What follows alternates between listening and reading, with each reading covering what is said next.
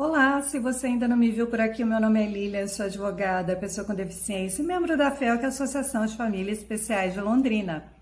E a FEL iniciou uma série de vídeos voltada a apresentar alguns temas importantes sobre o contexto em que se deu as conquistas mais relevantes de interesse das pessoas com deficiência, mas também são temas importantes para todas as pessoas que querem se juntar a nós na busca de uma sociedade mais inclusiva para todos, respeitando as diferenças e a diversidade humana.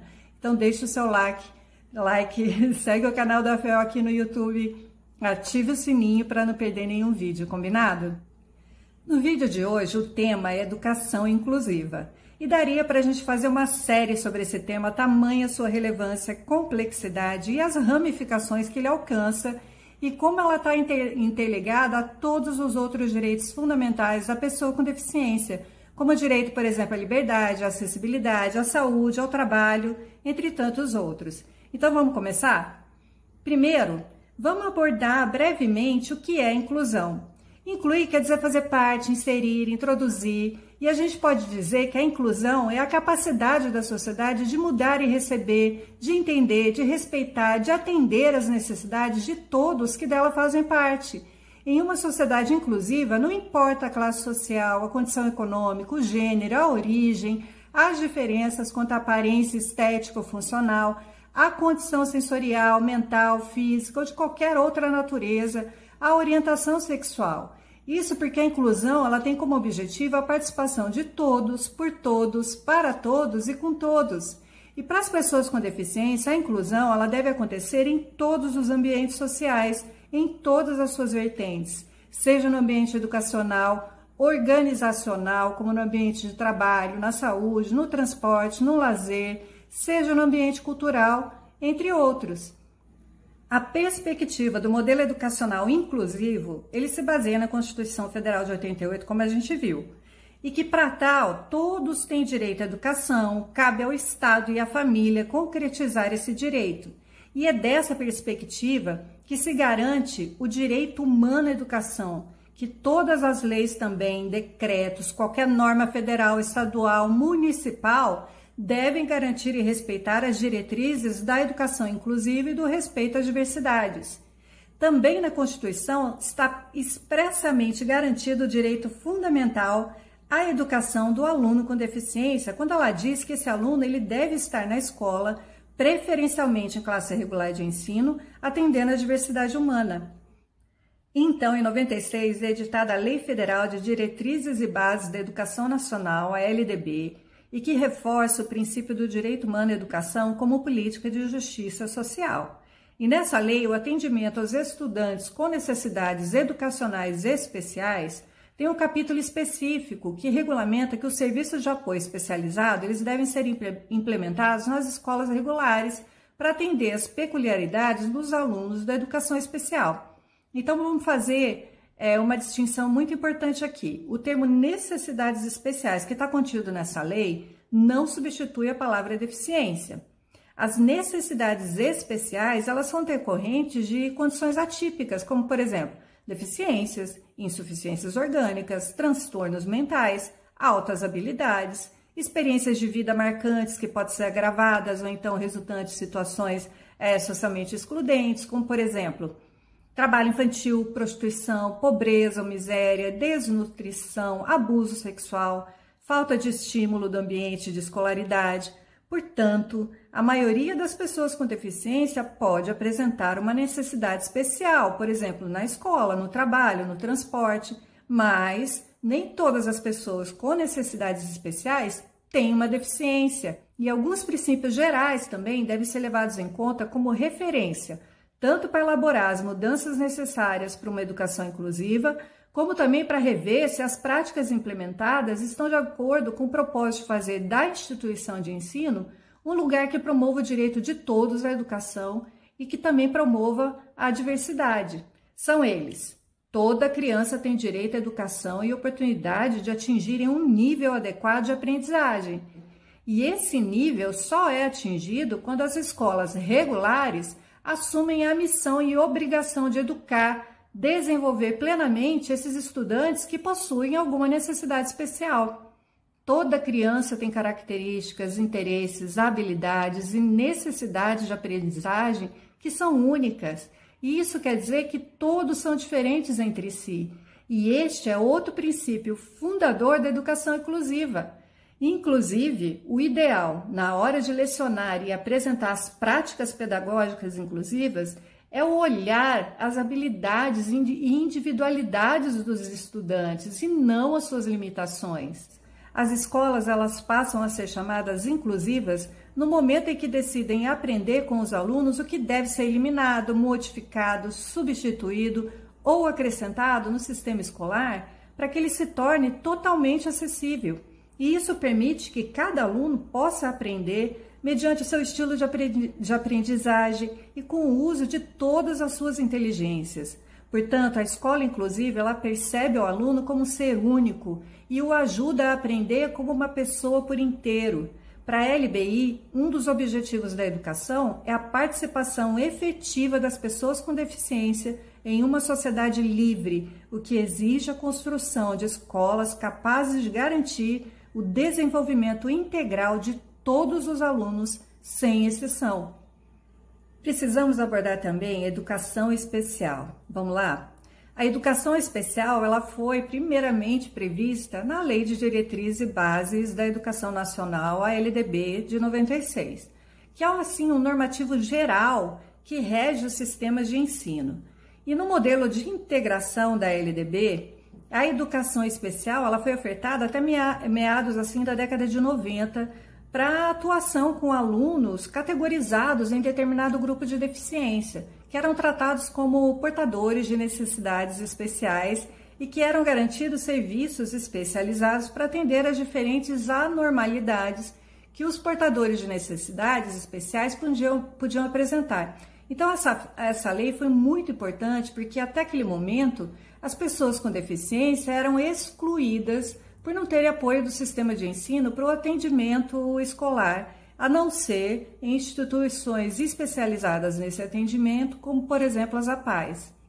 Mas então, com o advento da Lei Brasileira de Inclusão de 2015, a LBI, a educação especial, como ela foi concebida pela LDB de 96, ela sofreu alterações e atualizações, e o seu público-alvo, então, passou a ser os estudantes com deficiência, os estudantes com transtorno global do desenvolvimento ou que possuem altas habilidades ou superdotação.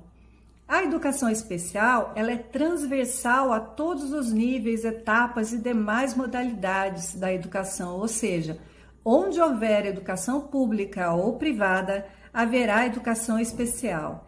E ela tem início na educação infantil, que é a partir dos 0 anos, e é estendida ao longo da vida.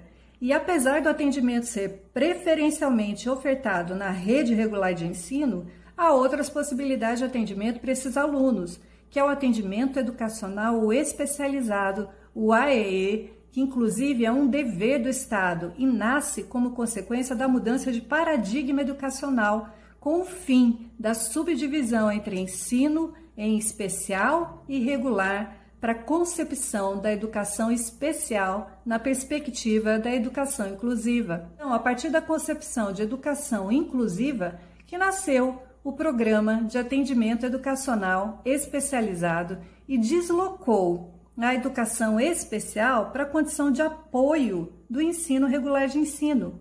E esse atendimento ele deve acontecer no contraturno, ou seja, no período oposto do ensino regular, em sala de recursos multifuncionais, que atende às especificidades dos alunos com deficiência, abrangendo, por exemplo, os instrumentos necessários à eliminação das barreiras que naturalmente existem com o ambiente externo, como o ensino de Libras, do Código de Braille, o uso de recursos de informática e outras ferramentas e linguagens que precisam estar disponíveis nas escolas regulares.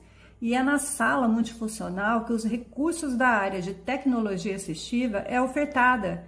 E a tecnologia assistiva se caracteriza como uma área do conhecimento que engloba produtos, recursos, metodologias, estratégias, práticas e serviços que têm como objetivo promover a participação da pessoa com alguma deficiência, transtornos, altas habilidades, e visa a sua autonomia, independência, qualidade de vida e inclusão social. É também direito desse aluno e previsto em lei ter o professor auxiliar em sala durante o ensino regular, que é o chamado professor de apoio.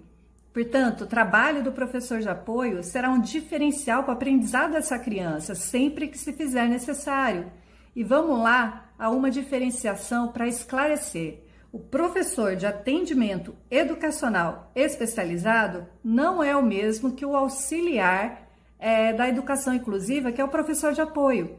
Eles devem trabalhar juntos de forma integrada, mas o professor de IAEE atua no contraturno e o professor de apoio, ele acompanha o aluno na sala de aula comum, na sala regular de ensino.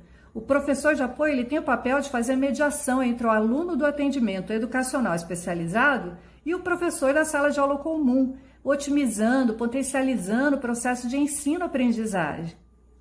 Por exemplo, é direito do aluno cego estar matriculado em uma escola comum e que seja próxima à sua residência. Então, supondo que esse aluno ele sabe braille, o professor da sala comum, de matemática, por exemplo, ele sabe que ele precisa de um material pedagógico que seja específico em braille, para que o seu aluno cego ele possa acompanhar as suas aulas. Como não é possível ele conseguir esse material na sua escola, então o professor ele entra em contato com o atendimento educacional especializado, apresentando o seu plano de aula e solicita ajuda para adaptar esse material de aula para o braille, de forma que o aluno cego ele consiga ter acesso. Outro exemplo, é direito do aluno surdo, ele está matriculado também numa escola comum e esse aluno ele está assistindo aula para ser alfabetizado em língua portuguesa, por exemplo. E uma professora, essa professora não tem conhecimento de Libras. Então, caso o aluno ele não saiba Libras e não seja oralizado, ele deve aprender com o instrutor de Libras, preferencialmente na própria escola comum, na sala multifuncional, em período oposto ao ensino regular. E é papel do atendimento educacional especializado ensinar Libras a este aluno e oferecer também um intérprete de Libras para a sala de aula comum. No caso também de alunos com múltiplas deficiências, por meio das tecnologias assistivas, as atividades elas devem potencializar as competências e as necessidades de atividades adaptadas e funcionais que favoreçam o desenvolvimento da comunicação e das interações sociais dessas crianças, respeitando os limites, o tempo de cada um. Já o profissional de apoio na sala comum é essencial e ele deve ser capaz de atender às necessidades específicas da sua aprendizagem. O professor de apoio, ele possibilita que esse aluno ele participe das atividades pedagógicas necessárias para o seu desenvolvimento, dialogando e fazendo a mediação, tanto em termos de comunicação quanto de ajuda física também. Ah, mas e se a escola pública ela não cumpre a legislação, ela não cumpre a sua obrigação de ofertar ao aluno que precisa dos professores de IAEE e também de apoio? Bom, se a escola não tem o professor de atendimento educacional especializado, o professor de ensino regular, ele deve então solicitar a direção da escola, que por sua vez solicita a secretaria municipal esses profissionais, né? E caso a secretaria ela não atenda a solicitação, o passo seguinte então é ir ao Ministério Público. A coisa é muito séria. É dever do Estado ofertar para as escolas todos os recursos que precisarem para atender esses alunos e pode configurar crime de discriminação o descumprimento dessa obrigação. E nas escolas privadas, como se dá a exigência então do cumprimento da lei? É a mesma coisa. Essas instituições, inclusive, elas são proibidas legalmente de repassar os custos com os recursos desses profissionais para as famílias. Então, para que os objetivos da inclusão escolar das pessoas com deficiência sejam concretizados, é preciso que haja um planejamento e parceria entre a gestão da escola, o professor da sala de aula comum, o professor especialista do IAEE e o professor de apoio. O objetivo desse atendimento especializado é complementar ou suplementar a formação dos alunos com vista à sua autonomia e independência na escola e fora dela. Assim, o professor que atua no IAEE, em salas de recursos multifuncionais, ele deve ter uma formação inicial que o habilite, né, para o exercício da sua profissão, mas ela deve ser complementada com uma formação também em AEE, para que possa conhecer e compreender as formas de aprendizagem dos alunos que compõem o público previsto para a educação especial. E outra política pública importantíssima que a gente precisa abordar, mesmo que de forma bem breve, é a lei das cotas para as pessoas com deficiência em universidades, pois o seu impacto como uma das políticas inclusivas vai muito além do texto da lei, porque ela traz visibilidade, ela promove a diversidade e traz também a mudança de cultura. E mais importante ainda, ela afeta as próprias identidades e concepções das pessoas sobre a sua forma diversa de ser e estar no mundo, porque ela traz para o centro do debate a pessoa e as suas capacidades. Se as pessoas com deficiência atravessaram a escola e chegaram à universidade, é porque as suas limitações não impediram o seu desenvolvimento, porque as suas potencialidades elas se afirmaram e se tornaram mais fortes do que o estigma da deficiência. Elas já acreditam mais em si mesmas do que antes, assim como percebe ter ganhado o respeito dos colegas, dos professores, dos familiares e dos amigos, por terem alcançado a graduação, a despeito de todos os desafios trazidos pela deficiência e pelas barreiras sociais e atitudinais encontradas pelo caminho. Assim também desenham sonhos e tecem expectativas de futuro. Ainda há desafios relativos ao ambiente escolar que a gente precisa alargar o horizonte inclusivo e romper um histórico de segregação, porque a escola brasileira ela segrega tanto quanto a sociedade brasileira segrega. Quem está fora de um padrão instituído como normal, perfeito, é segregado. A sociedade segrega por gênero, por cor, por desempenho escolar, por cultura, por todo e qualquer motivo que exige da escola a menor transformação, a menor mudança estrutural. Então, a luta por uma escola com professores bem pagos e com boa formação, sem nenhum tipo de barreiras arquitetônicas, atitudinais, comunicacionais, onde se admita a diversidade, que visa a construção de um projeto pedagógico que esteja fundamentado no princípio de que todos têm direito à escola e de nela permanecer e aprender, devem nortear as nossas ações. Ufa! E pensar que nem de longe nós esgotamos o tema, viu? Mas muito obrigada por ficar até aqui. Não se esqueça de compartilhar esse vídeo com seus amigos, de deixar o seu like, o seu comentário, de ativar o sininho para não perder nenhum vídeo dessa série, combinado? E até lá!